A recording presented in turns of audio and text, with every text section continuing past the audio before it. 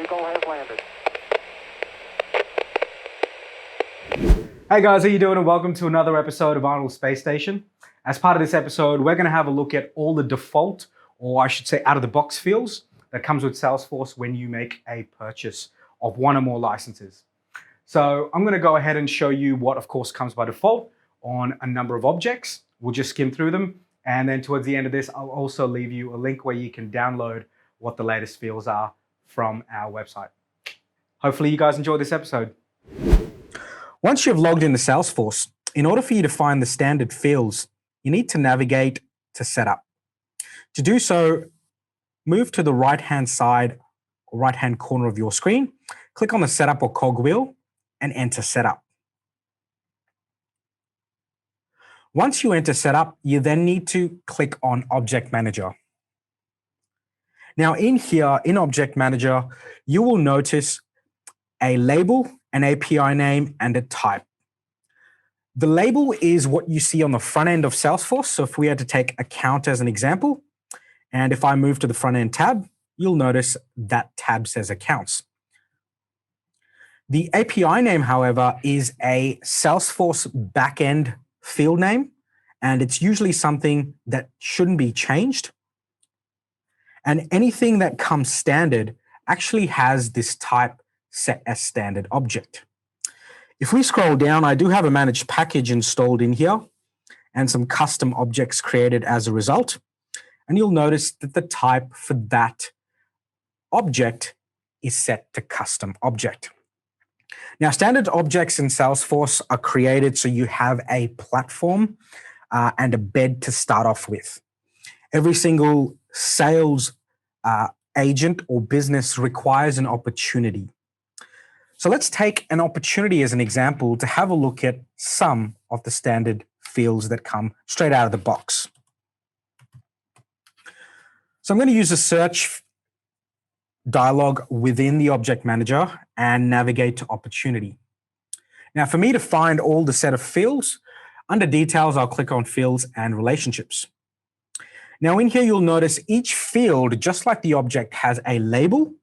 It then has a field name, which is Salesforce's API name, and then a data type that signifies what type of field it is. Anything that comes standard with Salesforce out of the box is going to have a field label, a field name with no spaces or underscores, and of course it will have a data type, so you know what data type that field is. Let's have a look at what things we can change between a custom field and a standard field. So in a custom field that we've created called account contact number, if I open that in a new tab and click on the edit button, I have the ability to change the field label, which is the name that gets displayed on the field in the front end. I also have the ability to change the field name, which is the Salesforce API name.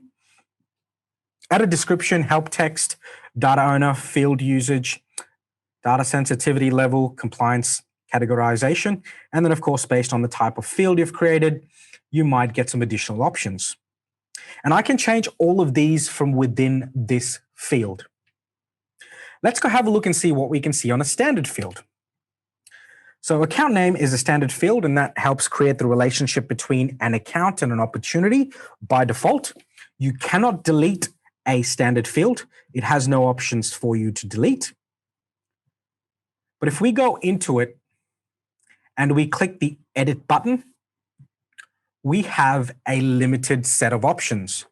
We cannot change the field label from the Object Manager, and we cannot change the field name, which is the API name used by Salesforce, period. You do have the ability to set the data owner, field usage, data sensitivity level, compliance categorization, description, and of course a help text. Now, there's a full list of fields that you guys will have access to, and we've put this publicly on our website. It's at outintheclouds.com/salesforce-docs/Salesforce field descriptions. So you'll notice up the top here, we've got all the standard objects that might come with either Sales or Service Cloud. Again, this doesn't include the entire data model. This is the core and the basic set of fields and objects that 90% of the businesses might use. In here, you'll notice there's a field label, a type, a length, a purpose, what that field is used for. If there is a description, this is a description that we've put in, and then, of course, a help text as well that we've put in. So have a look at this. You can go into one of these objects, keep scrolling down, have a look at all the different ones, and this will allow you to see what are all the standard fields available for you from our website. Now, earlier on, we had a look at renaming custom fields because you want to change the name because that suits your business name or your business terminology. You can rename the field label for standard fields. And in order for you to do this, you need to go to Home in Setup. And using Quick Find, what you need to do is type in rename, and it will come up under user interface with rename tabs and labels. Now, by clicking on this, it'll give you a full set of standard objects here within Salesforce. And then, of course, you've got your custom objects that will be there after. So in this case, what I want to do is my business does not use the terminology accounts. Instead, they use the terminology client. So what I would like to do is I would like to relabel the object to say client. And as a result, that should go ahead and relabel every single field and relationship from being accounts to client or clients. So in order for me to do that, I'm going to edit accounts. And this is where I can rename the label or the tab for that particular object. So I'm going to type in client, and as a result, best practice, put in clients. So there's a plural in case you've got some related objects, child records, so on and so forth. Now that I have gone ahead and renamed the object, I'm going to click next. And in here, every single field that exists on the account object will be presented to me. And in this case, I can choose to rename any of these fields that are available, any standard fields, to suit my business terminology. So as you can see, the actual name is parent account. Over here it says parent client, parent clients. So what I'm going to do is I'm going to save this as an example. And this should go ahead and make this change across the board. So I'm going to navigate back to the front end in my first tab that I've got open, and I'm going to refresh the page a few times so it takes effect.